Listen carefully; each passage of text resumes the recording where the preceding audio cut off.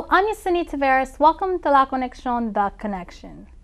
Maxie Gluckman is an author and bilingual educator who has worked in Canada, Asia, Europe, Central America, and the United States. Welcome to the show. Thank you, Yesenia, so much for having me here.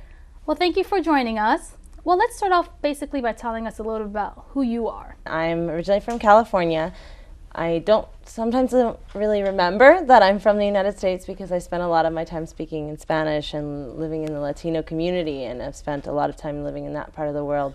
But me as a person, I would say I'm just someone who really loves the opportunity to experience new things, to learn, and just to continuously improve myself every day. ¿Y puedes decir en español quién es Maxi? Claro que sí. Me llamo Maxi Gluckman. Yo soy originalmente de California, pero a veces creo que soy media latina porque paso mucho tiempo en esa parte del mundo. Y básicamente soy un tipo de persona que me encanta aprender, hacer cosas nuevas y mejorar a mí mismo todos los días. Entonces, si hay alguna equivocación con el español, me lo vas a decir. And can you tell us in English, where did your passion begin? How did this start, teaching not only little kids, but also adults? Of course, yeah. Ever since I was older than any other kid, about 6 years old, I started teaching. And what I would do is just find any opportunity to use what I learned and then relay that to somebody else. And that, as I grew up, I knew that teaching was what I wanted to do. And that took me to Teach for America. I graduated from UCLA, got in my car, drove cross country to Delaware, and started teaching here. And really the passion for bilingual education grew from me learning a second language and realizing the opportunities that offered. And how important was it, did you feel at the time, to take on this second language? Voy a decirlo en español para mostrar lo importante que es para mí. La razón por qué podemos tener esta conversación es porque yo he trabajado bastante en poder desarrollar esa parte de mí. Es otra identidad, una posibilidad para comunicar y desarrollar relaciones con personas que no podría. Y español te ayuda a tocar diferentes partes del mundo, entonces para mí es esencial en mi identidad todos los días, poder hablar, speak in English and in Spanish. Y Maxi, ¿cómo nace la pasión por enseñar? Yo creo que son esos momentos que ves en alguien cuando ellos cambian de opinión, cuando puedo leer esa palabra, o cuando ves a un niño y la felicidad que tiene para traer su tarea a la escuela. Also, when we're talking about the opportunities for families to get together, for them to be able to read with their children, there's just such a loving nature to education, but also so many changes that need to be made, and I really want to be someone to make an impact in that world. Instructual I founded last year after spending about half a year in Honduras. I was working with a couple of bilingual schools, and I was applying a lot of the skills that I'd learned in Teach for America to supporting teachers, restructuring schools, and really increasing the level of instruction. Okay. And the reason that I did that is because there is such a huge difference between the education opportunities that are offered to students in other parts of the world and even here within the United States. And there's a huge education gap that I want to make sure that I do my part to change. Y eso es como yo fundé Instructual, es para apoyar a diferentes agencias de educación y también a todo el entorno de un niño, las familias, para mejorar el nivel de educación, porque hay una desigualdad que para mí parece absolutamente necesario cambiar en este mundo. ¿Y cuáles son los beneficios de esta compañía? Mi compañía trabaja en desarrollar inglés como segundo idioma para adultos. Tenemos un programa en línea que trabaja en todas las capacidades que uno necesita para hablar con los niños, para desarrollarlos en la escuela, pero también para obtener un trabajo, para poder utilizarlo para desarrollar en el mundo económico y social. Y también puede ser por compañías que están intentando desarrollar aquí en los Estados Unidos y quieren capacitar a sus empleados. A difference that this company offers to us is that we are really creating a program that is designed specifically for the needs of whoever our clients are. So we can create a programming that works exactly to support the instructional needs that they're going to have. Y su compañía es muy beneficio para los padres quien está trabajando aquí en los Estados Unidos, pero no puede hablar en inglés. Sí, yo encontré bastante de eso cuando estaba enseñando aquí en Delaware y en otras partes de los Estados Unidos, que hay una separación entre la escuela y los padres porque hay una falta de capacidad de comunicar entre las maestras y los padres. Y sabemos que es muy útil para ellos poder involucrar, apoyar a los niños. Y por eso es de suma importancia ofrecer los programas que tienen un horario flexible, porque están trabajando y que lo pueden accesar de cualquier lado para apoyar a ellos. ¿Y por qué el sitio de web? ¿Qué son los programas que tú estás hablando de inglés? Claro. El programa específicamente trabaja en, como digo, desarrollar todas las capacidades de inglés en una manera mezclada. Y voy a explicar exactamente lo que significa eso, porque diferencia a nosotros de las otras compañías que también enseñan inglés en línea. Una manera mezclada es que tú tienes que hacer tu propio estudio, pero también tienes el apoyo de un tutor vía teléfono, vía internet, para desarrollar sus capacidades y asegurar que tú sigues en el proceso. Another benefit that a lot of times is going to be beneficial for administration, for any types of people who need accountability, is that there's a huge tracking component to our program. So every moment that a learner spends on our program is tracked, reported, analyzed, so that all of those can be compiled and used for any return on investment analysis, and just something really make sure that what we're doing is cost effective and also getting exactly to the root of what that student needs on an individual level. So. Can you tell us a little bit about how someone can reach out to you should they want more information? Absolutely. I'm very open to start a discussion. Like I said, Instructual is about creating instruction structured to your needs. So the easiest way is just to visit my website, instructural.com, or to reach out to me, maxi.gluckman@instructural.com, and we can just continue to have a conversation about what it is that you need, what kind of educational needs you might have. Y eso es la mejor manera para comunicar, es solamente empezar una conversación, y yo voy a querer conocer exactamente lo que es que necesitan para apoyar, y así podríamos desarrollar un programa que es basado en esas necesidades exactamente. And Maxie, I had the honor of attending your TEDx program that was at the Wilmington University campus. And before we go to the clip of what actually took place that night, can you share with us the details of the TEDx programs and how you became a part of it? Yeah, absolutely. In my Teach for America experience, there was one student in particular that we've really been able to maintain a relationship over a long term. And while I was his teacher, I wrote a book with him for my Wilmington University class, which I published. This is our book here, Mean Mr. E. And it's about learning how to be tolerant of people that are different, but also teaches a really important key phonics skill. And so the illustrations were done by my student, and I wanted him to get the experience to see that he can do something really wonderful and different with his life. So I reached out to the university, and they created this great program. I got to talk about urban education, and Ulysses was there. He signed books, and it was just an incredible thing that when I took him home that evening, he said, I think I want to go to college, and I want to go to Wilmington University. So for me, it was a really special moment to know I made an impact on this child's life. That's great. Well, thank you so much, Maxie, for joining us today. Thank you so much. It was a pleasure. And let's take a look at the clip now. Have you ever stopped to think, what actually happens in our brain when we're asked to read?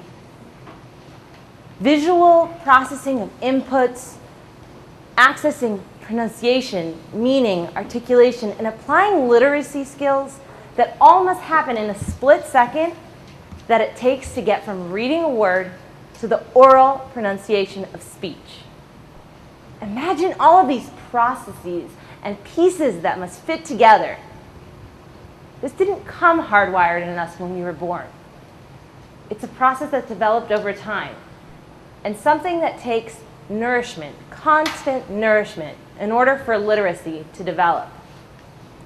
According to a study done by the Department of Education and the National Institute of Literacy in 2014, 32 million adults in our nation cannot read. In fact, Out of these 32 million adults, that forms 14% of our population. And this is an illiteracy rate that has not changed in over 10 years. What this means is that many adults can't even read a simple story to their children, which is a key factor in the development of early literacy. This is Ulysses. Ulysses Lopez came to me when he was in 5th grade, unable to read. In fact, Ulysses had already been held back for 2 years, and he still was only able to accurately pronounce 6 letter sounds from the alphabet. Ulysses was a lot larger than his other classmates. He was 12 years old, and he was a bully, and generally the overall class ringleader. Everybody knew that Ulysses was behind academically, but the reality of the situation was dire. This student couldn't read, and this would greatly impact his future. I knew that I had to be the one that would change that. If there was one thing that Ulysses loved to do, it was draw. And I knew that he was the man for the job, and that I was going to use this as an opportunity to motivate him to learn. So he started coming in for lunch and recess, and he would draw, and I taught him the alphabet. He would draw, and we talked about how education would offer him opportunities for his future. Ulysses would draw, and I would teach. But really, I also learned. I learned from a thoughtful, intelligent, and curious child. One who now is a young man that you will meet in the audience here today, who's in 8th grade, succeeding in school, a member of his school baseball team, and someone who will openly discuss his desire to go to college and become an engineer. This was the Ulysses that I met at all of these lunch sessions. And this is the reason that we are here today, is to talk about the opportunity that every child has to succeed, and the part that we can all play in being agents of change in their future. The Delaware State PTA is a powerful voice for all children. Yvonne Johnson joins us now to tell us the details about this nonprofit organization. Welcome to the show. Thank you for having me. Thank you for coming. Now, Yvonne, can you start out with telling us a little bit about you and your involvement with Delaware State PTA? Sure. I've been involved in PTA for over 20 years. My children are grown, but I still remain very involved. I am the immediate past president of the state PTA. I am also currently the vice president for advocacy. I serve lots of different roles on the state PTA. I also have a role on the national PTA as a member of the field service committee for the national PTA. And can you tell us a little bit about Delaware State's PTA's history Sure. and its roots? Well, let me start by saying Delaware PTA is part of our national organization, which PTA has been around since 1897, and it was actually formed with only thinking about 20 parents would come, and 2,000 came. And then somewhere in the early 1930s, the National Congress of Colored Parents and the National Congress of Parents and Teachers formed one organization, which then became National PTA. So we have strong roots. Obviously, we've been around a long time. Delaware PTA has been around for 105 years. We'll be celebrating our 105th anniversary in November at our convention. And we are a powerful voice for all children, every child, one voice. We do many things. I know a lot of people think PTA is about raising money and baking cookies. That's what I was going to say. Some people think it's a fundraising organization, but it's a real strong advocacy. Absolutely. We're a nonprofit organization that advocates for children, any issues having to do with children. Nationally, National PTA was instrumental in bringing universal kindergarten to our schools. The free and reduced lunch program. These are all very large things that affect all of our children all over the United States. And our national organization was extremely involved, and they continue to be involved working on Capitol Hill on a variety of different things. Delaware PTA is, our main thing is advocacy. We spend a lot of time during January and June, which is the legislative session, working with our elected officials, making sure that things that all children are being represented, no matter where they live, no matter the color of their skin, even if special needs, whatever the child is, we stand behind those children, and of course the parents and the teachers. Right. That was going to be my next question in regards to with the special needs children as well. Some people tend to think that Parent Teachers Association might not be an advocacy organization that they can go to, but it is, and you're also not only advocating amongst as parents and teachers, educators, but also legislation-wise too. Can you elaborate a little bit on that? Yes, sure. We advocate, again, I said, Every Child, One Voice. So we have many different committees that we advocate on behalf of. So we have our special, well, we call it the Exceptional Child Committee, and so we advocate for special needs. And special needs is a variety, it's a very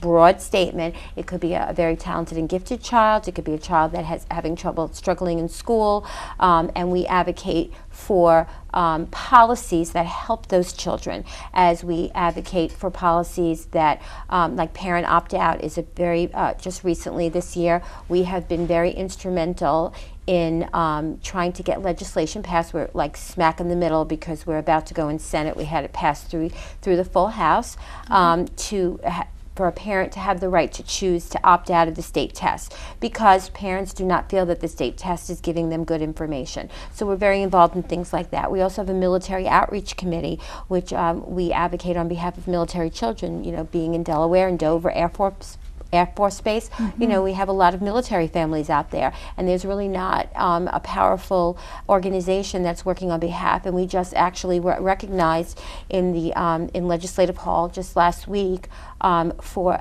Delaware Military Child Day, and that's PTA advocated for that. So we are involved in all types of advocacy as long as it is representing all children.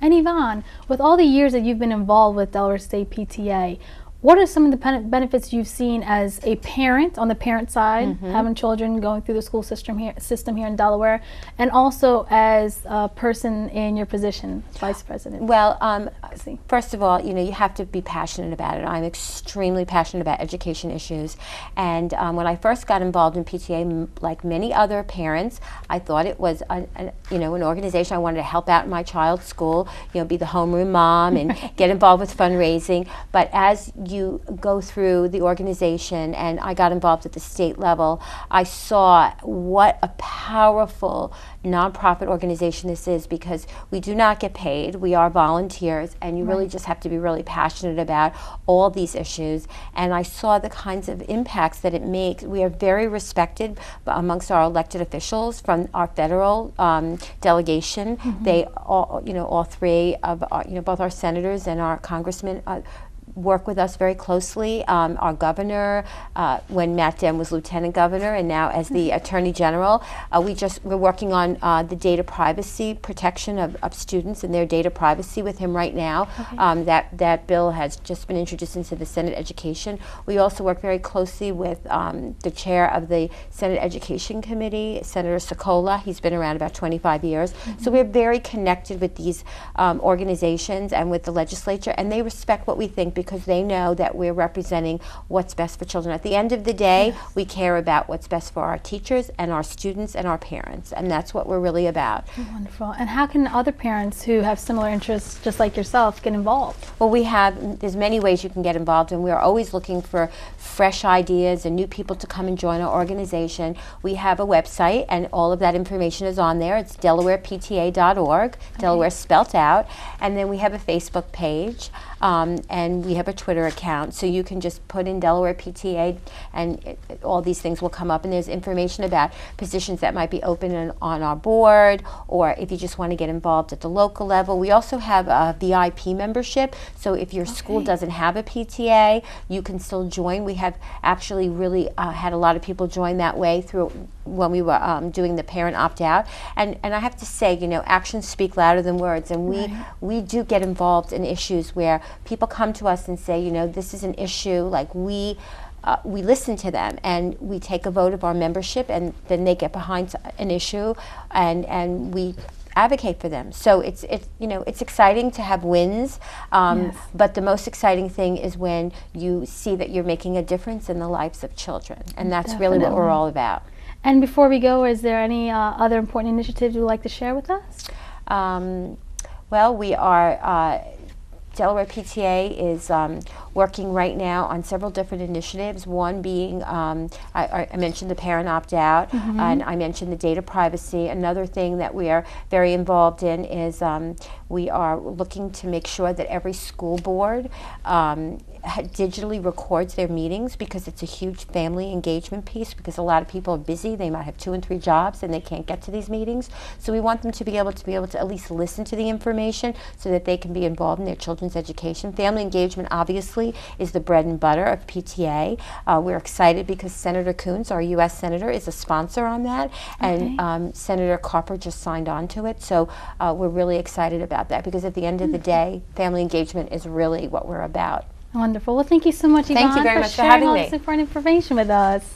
Thank you. The United States Small Business Administration sponsored its first ever InnovateHer Business Challenge, and Delaware contestant Leah Diagnostics won the challenge. I had the honor and privilege of attending the check presentation. So let's leave you with this clip that shows the events that took place that night. And on behalf of all of us here at WITN 22, I'm Yesenia Taveras. Thank you so much for watching, and have a great day. The WBC, right? So we do trainings, workshops, professional development opportunities. And one of the things that we've done recently was participate in the InnovateHer challenge. So we started in January, and in March we were on a conference call and they made an announcement about a challenge, which would take a considerable amount of time considering that we were really new. For those of you who know me, I said, oh, we're going to do that because we're going to give some of our women an opportunity. And we had some amazing women call us with innovative ideas, innovative projects, and innovative concepts. And we went ahead and facilitated a competition. Our competition, we had about 5 submissions, and we had about 9 women who were interested. Interesting enough, out of those 9, 5 did not have business plans.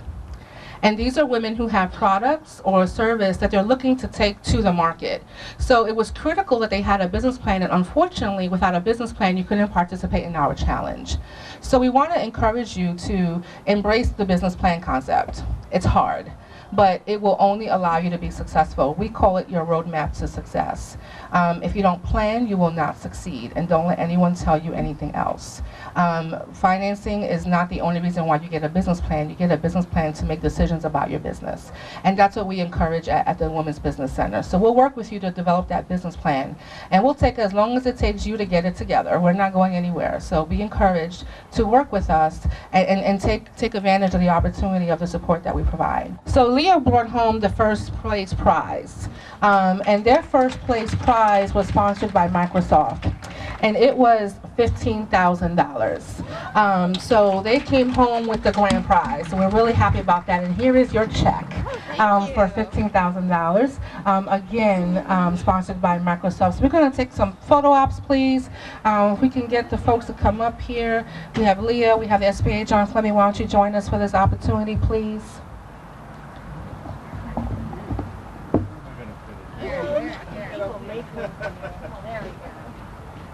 Can you get us, our photographer's back there, so we can get us all?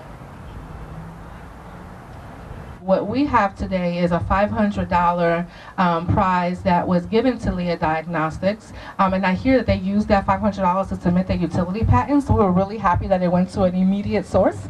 And M&T stepped up and provided a $500 cash prize to them, and we were really happy that they did that and appreciate M&T. So we have Pat Ponzo here today, who is also an advisory member of ours and was also a judge for the InnovateHer Challenge, and she's here, and we're going to do a check presentation. Pat? And we'll ask the Leah girls to come back up, please.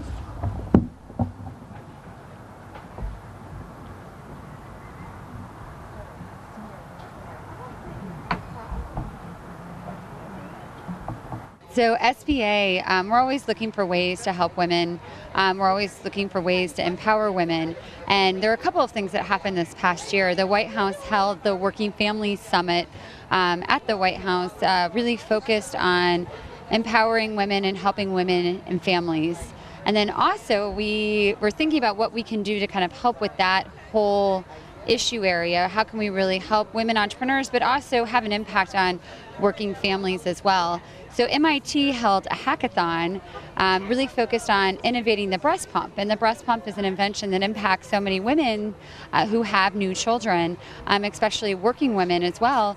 And we know that there are more women now in the workforce now than ever before. So we know that conveniences and flexibilities are so critical. So we started thinking at SBA about how we could help empower and support more inventions and innovations that really make women's lives better. So we thought about that hackathon and thought, oh, there are probably so many inventions out there that could be improved upon. And when you look at the numbers, women have 80% of the purchasing power in this country, 80% of the purchasing power. Yet when you look at the venture capital investment, only 7% of venture capitalists or venture capital companies are made up of women. So when you look at the decisions that are being made in inventions and innovations, that's 7% are represented by women, 93% by men. So when you think about startups like Care.com or other startups that have an impact on women's lives, you really want investors that are going to understand that impact. And so we have two different issues. We have one, making sure we find improvements in women's lives and inventions and innovations that help with those improvements. But number two, how do we get more women as investors? So those were kind of the two problems we were struggling with. And we decided to do a call to action to accelerators and incubators in our women's business centers and our small business development centers and SCORE. And SBA did a call to action to ask them to hold hackathons and business plan competitions during the month of March, during Women's History Month, focused on making women and families' lives better. And they were focused on inventions and technologies that had an impact, a measurable impact on women's lives and families' lives, and also could be commercialized. So that's where InnovateHer was born from. And I'm sometimes overly optimistic, and I had mentioned this earlier. I thought we'd get 10, maybe 10 organizations to hold the competitions. We had over 100 that were interested across the country, and they only had 2 weeks notice to kind of pull this together. So there was an obvious need for a conversation nationally to happen. And we were really pleased with the turnout. So we had over 100 competitions, 74 semifinalists, and then we selected 15 finalists. And those 15 finalists came to Washington, D.C. on Friday, this past Friday, for the final pitch competition. And they pitched in front of an entire room full of people, a lot of who ended up being investors, in front of judges, and we selected the top 3. And Microsoft actually provided us with funding for those top 3. And the first place, Leah Diagnostics, is actually here from this area, and the Women's Business Center in Delaware held the competition, the InnovateHer local competition. Then they selected Leah Diagnostics. So we're kind of here to celebrate that, and we're really excited about that. We're celebrating Leah Diagnostics as the winner, InnovateHer, the success nationally, and also the Women's Business Center here, who really stepped up. They're a new Women's Business Center and decided to take a chance and hold this. So very exciting opportunity.